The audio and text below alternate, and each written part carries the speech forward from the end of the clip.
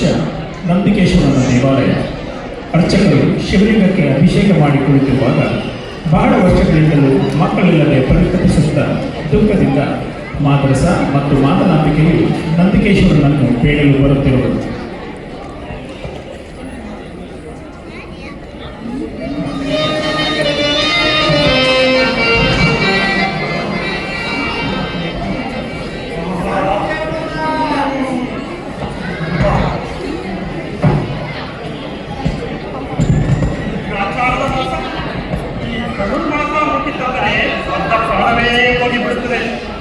ಬೆಳಗಿನ ಜಾವದಲ್ಲಿ ತಣ್ಣೀರಲ್ಲಿ ಸ್ನಾನ ಮಾಡುವುದೆಂದರೆ ಯಾರಿಗಾದೀತು ಆ ದೇವರಿಗೊಂದು ಮಾಸವನ್ನು ತೆಗೆದುಬಿಟ್ಟಿದ್ದರೆ ಅರ್ಚಕರಿಗೆ ಬಹಳ ಅನುಕೂಲವಾಗಿರುತ್ತಿತ್ತು. ಹಾಗಾಗಿ ಮಾದರಸ ಮಾದನಾಂಬಿಕೆಯವರು ಬಹಳ ವರ್ಷಗಳಿಂದ ಮಕ್ಕಳಿಲ್ಲದೆ ಪರಿತಪಿಸುತ್ತಿದ್ದಾರೆ. ಅವರು ನಂದೀಶ್ವರನ್ನು ಬೇಡಲು ಬರುತ್ತಿದ್ದಾರೆ. ಅವರು ಬರುವುದಲ್ಲದೆ ನಾನು ಪೂಜೆಯನ್ನು ಪ್ರಾರಂಭಿಸಿದೆ.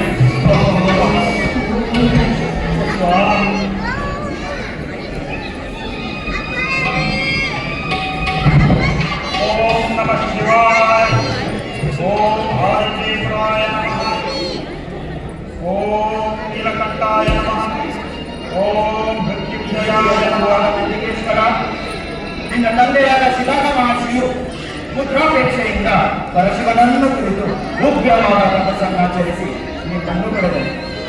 ಈಗ ದಂಪತಿಗಳಾದ ನಾವು ನಿನ್ನನ್ನು ಕುರಿತು ವ್ರತಾಚರಣೆ ಮಾಡುತ್ತಾ ಇಲ್ಲಿಗೆ ಬಂದಿದ್ದೇವೆ. ನಿನ್ನಂತಹ ಗುಣದಂತಹ ಮಗನನ್ನು ಕಾಪಾಡಿ ಕಾಪಾಡು.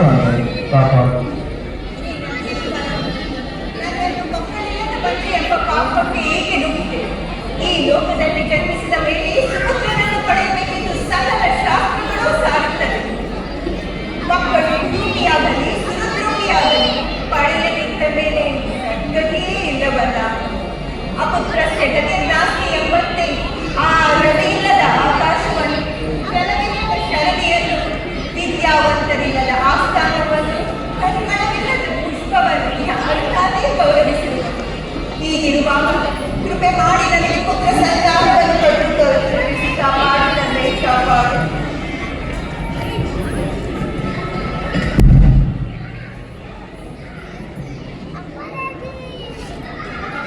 ಚಿನ್ನು ಬಾಯಲ್ಲಿ ಚಿನ್ನು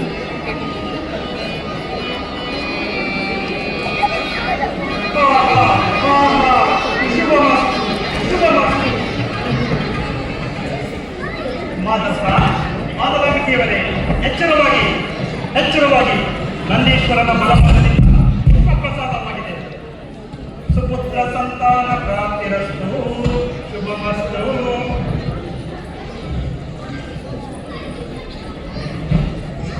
ನಂದೀಶ್ವರ, ಪತ್ನಿಯಾದ ಮಾದನಾಂಬಿಕೆಯ ಪೂರ್ವ ಜನ್ಮಗಳ ಸಾಂಪ್ರದಾಯವನ್ನು ಇಂದಿಗೆ ಪರಿಹಾರವಾಯಿತು. ದೇವಿ, ಈಗ ಪರಶಿವನು ನೀಡಿರುವ ಈ ಪುಷ್ಪವನ್ನು ಮುಡಿಗೇರಿಸಿ ನಮಸ್ತೆ.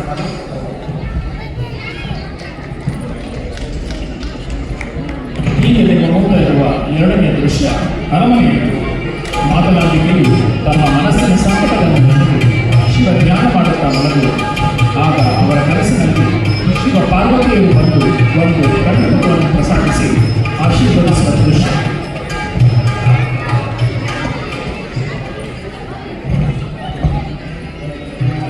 ನಂದೀಶ್ವರ, ನವಮಾಸಗಳಿಂದಲೂ ಈ ಚಂಪಕ ಪುಷ್ಪವನ್ನು ನನ್ನ ಮುಡಿಯನ್ನೇ ಇಟ್ಟಿದೆ.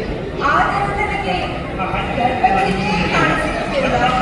ಈ ಚಂಪಕ ಪುಷ್ಪವನ್ನೇ ನಾನು ಮಗುವಿನ ಮುದ್ದಾಡಲೇ ತಂದೆ. ಈಗ ನೋಡು, ಈ ಪುಷ್ಪವನ್ನು ನನ್ನ ಮಡಿಲಲ್ಲಿಟ್ಟು ನಾನು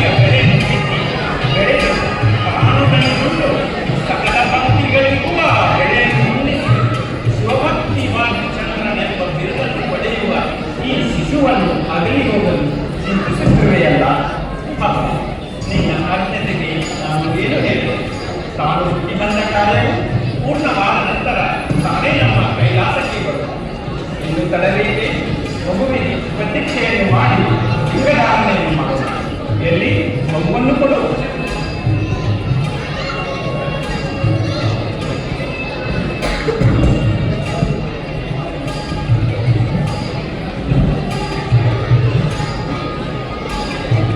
ಆಹಾ, ನನ್ನ ಜೀವಾತ್ಮನೆ, ನಂದಿಕೇಶ್ವರನೇ, ಶಿವಭಕ್ತಿಯ ಸಾಮ್ರಾಜ್ಯಕ್ಕೆ ಚಕ್ರವರ್ತಿಯು ನೀನಲ್ಲವೇ?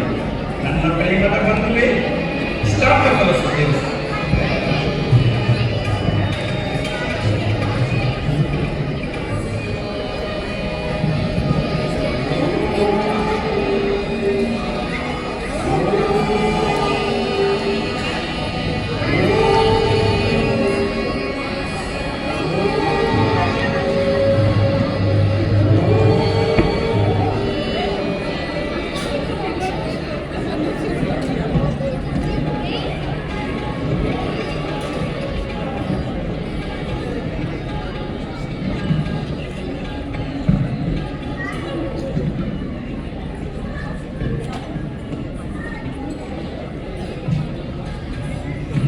ಪತಿಯಾದ ಮಾದನಾಂಬಿಕೆ, ನಾನು ಕುಡಲ ಸಂಗಮ ದೇವ ಕಪ್ಪಡಿ ಎಂಬ ಪಟ್ಟಣದಲ್ಲಿ ನೆಲೆಸಿದ್ದೇನೆ.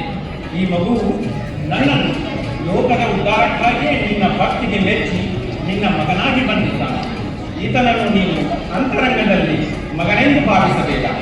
ಈತನಿಗೆ ಕೊಡತಕ್ಕಂಥ ಸಕಲ ವಸ್ತುಗಳನ್ನು ಶಿವಾರ್ಪಣೆ ಮಾಡಿಕೊಡಬೇಕು. ಈತನು ಪ್ರಾಣಸ್ವರೂಪಿಯಾಗಿದ್ದರಿಂದ ಈತನಿಗೆ ಬಸವ ಎಂದು ನಾಮಾಂಕಿತ ಮಾಡಬೇಕು.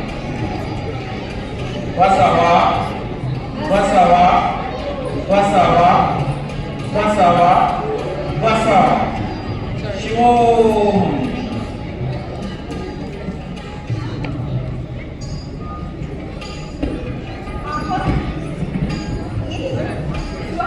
ಪಾರ್ವತಿ ಪರಮೇಶ್ವರನೇ ನಮ್ಮ ಅರಮನೆಗೆ ಬಂದಂತೆ ಸ್ವಪ್ನವಾಯಿತು. ಇದೇನು ಮಗು ಸರ್ವಾಂಗ ಶಿಶು.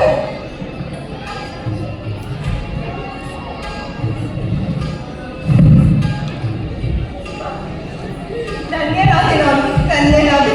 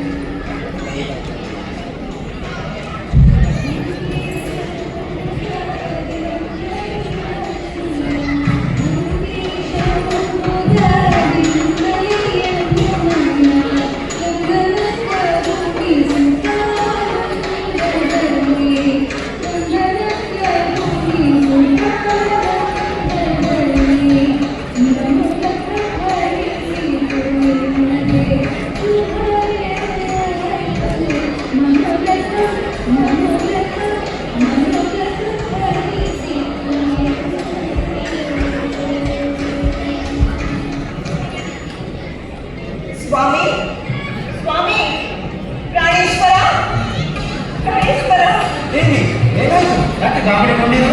ಪ್ರಾಣೇಶ್ವರ, ನೋಡಿದ್ದೀರಾ ನಮ್ಮ ಮಗುವನ್ನು? ಹಾಗೆ ಇದೇನಿದು ಮರಳಿ ಕಳಿಸುತ್ತಿರು. ಹಾಗೆ ಮನೆಗೆ ನುಗ್ಗಿದಾಗ ನೋಡಿದವರಾರು? ಪ್ರಾಣೇಶ್ವರ, ಇದು ನಮ್ಮ ಮಗುವಲ್ಲ, ಸಾಕ್ಷಾತ್ ಪರಶಿವನ ಮಗು. ಹೇಗೆಂದರೆ ನನ್ನ ಸ್ವಪ್ನದಲ್ಲಿ ಪಾರ್ವತಿ ಪರಮೇಶ್ವರ ಸಮೇತನಾಗಿ ಶಿವನು ಬಂದು ಮಾತನಾಡಿಕೆ, ನಾನು ಕೂಡಲ ಸಂಗಮೇಶ್ವರನು ಕಪ್ಪಡಿ ಎಂಬ ಪಟ್ಟಣದಲ್ಲಿ ವಾಸವಾಗಿದ್ದೇನೆ. ಈ ಮಗು ಲೋಕೋದ್ಧಾರಕ್ಕಾಗಿ ನಿನ್ನ ಮಗನಾಗಿ ಬಂದಿದ್ದಾನೆ. ಶಿವಪ್ರಸಾದವಲ್ಲದೆ ಬೇರೇನೂ ಕೊಡಬೇಡ ಎಂದು ಹೇಳಿ ಬಸವ ಬಸವ ಎಂದು ಅಲ್ಲಿ ಬಾರಿ ಹೋಗಿ ಮಾಯುವಾದಂತೆ ಸ್ವಪ್ನ ಕಂಡೆ. ಉಡನೆ ಕಣ್ಣೆತ್ತಿ ನೋಡಿದಾಗ ನನ್ನ ಮಡಿಲಲ್ಲಿ ಕೋಟಿ ಸೂರ್ಯ ಪ್ರಕಾಶಮಾನವಾದ ಈ ಮಗುವಿತ್ತು. ಅಷ್ಟಲ್ಲದೆ ಸ್ವಾಮಿ, ಈ ಮಗುವನ್ನು ನಾನು ಪ್ರಸವಿಸುತ್ತಾಳಲ್ಲ. ನಿಜ ದೇವಿ, ನಿಜ. ಈ ಮಗು ಸಾಕ್ಷಾತ್ ನಂದೀಶ್ವರನ ಹೊರಪುತ್ರನೇ. ಹುಟ್ಟಿದಾಗಲೇ ಶಿವ ದೀಕ್ಷೆಯನ್ನು ಪಡೆದು ಮನೆಗೆ ವಿಭೂತಿದಾನ ಮಾಡಿದಂತ ಈ ಮಗು ಸಾಮಾನ್ಯನವನಲ್ಲ. ಇಂಥ ಸಂತೋಷ ಸಮಯದಲ್ಲಿ ನಡೆ ನಾವು ಅನೇಕ ಶಿವ ಭಕ್ತರಿಗೆ ದಾನ ಧರ್ಮಗಳನ್ನು ಮಾಡೋಣ. ಹಾಗೆ ಈ ಮಗು ನಮಗೆ ಬಂದಿರುವುದು ಪೂರ್ವಜನ್ಮದ ಪುಣ್ಯವೇ ಸರಿ. ಯಾರಲ್ಲಿ ನಡೆಯುತ್ತೀವಿ ತೊಟ್ಟಿಲಲ್ಲಿ ನಮ್ಮ ಮುದ್ದು ಬಸವನನ್ನು ಮಲಗಿಸಿ ತೊಟ್ಟಿಲನ್ನು ತುಂಬ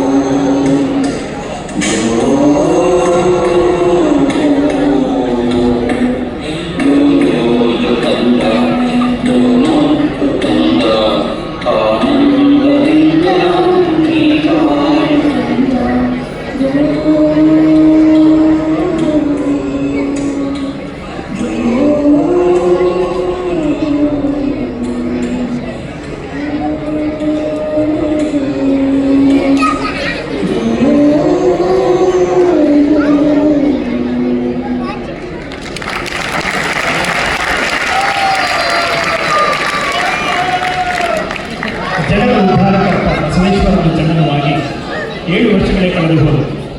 ಬಸವೇಶ್ವರನು ಜನಿಸಿದೊಡನೆಯೇ ಪರವಾದಿಗಳ ಮನಸ್ಸಿಗೆ ಒಂದು ವಿಧವಾದ ಮಂಜು ಕವಿದರು. ಶೈವ ಮತಗಳವರು ನಿಶ್ಚಯದಿಂದ ತಲೆ ಎತ್ತಿ ಸಂಚರಿಸಿದ್ದರು. ಬಸವಣ್ಣನಿಗೆ 8ನೇ ವರ್ಷದ ಉಪನಯನ ಕಾರ್ಯಕ್ರಮವನ್ನು ಮಾಡಲು ಮಾದರಸರು ಸಕಲ ಸಿದ್ಧತೆ ಮಾಡಿಕೊಂಡಿದ್ದರು. ಆದರೆ ಹುಟ್ಟಿದಾಗಿನಿಂದಲೇ ಶಿವದೀಕ್ಷಾ ಸಂಸ್ಕಾರವನ್ನು ಹೊಂದಿ ಇಷ್ಟಲಿಂಗಧಾರಿಯಾದ ಬಸವೇಶ್ವರನು ಉಪನಯನವನ್ನು ಸಮ್ಮತಿಸಿತು ಇಲ್ಲವೋ ನೋಡೋಣ. ಬಸವೇಶ್ವರನಿಗೆ 16 ವರ್ಷ ಪ್ರಾಪ್ತವೊಡನೆ ಕಲ್ಯಾಣ ಮಂಟಪದ ಬಲದೇವ ಮಂತ್ರಿ ಮಗಳಾದ ಗಂಗಾಂಬಿಕೆ ಒಡನೆ ವಿವಾಹ ಮಾಡುವರು. ನಂತರ ಬಸವನು ಬಿಜ್ಜಳನ ಮಂತ್ರಿಯಾಗುವರು. ನಾರದಮುನಿಯಾದ ನಾನು ಸಹ ಪರಮೇಶ್ವರನ ಅರ್ಪಣೆಯಂತೆ ಬಸವನಿಗಾಗಿ ಬಿಜ್ಜಳ ರಾಜಿನಲ್ಲಿ ಕೊಂಡಿಗ ಮಂಚರಸನಾಗಿ ಹುಟ್ಟಿದನು. ಆಗ ಬಸವೇಶ್ವರನ ಮಹಾತ್ಮೆಗೆ ಎಡೆಯೇ ಇಲ್ಲದಂತಾಯಿತು. ಈ ನಾಟಕದ ಮುಂದಿನ ಭಾಗವನ್ನು ಮುಂದಿನ ವರ್ಷ ಪರ್ತ್ನಲ್ಲಿ ನಡೆಯುವ ಬಸವ ಸಮಿತಿಯ ಅಂತಾರಾಷ್ಟ್ರೀಯ ಸಮ್ಮೇಳನದಲ್ಲಿ ನೋಡೋಣ. ಎಲ್ಲರಿಗೂ ಧನ್ಯವಾದಗಳು.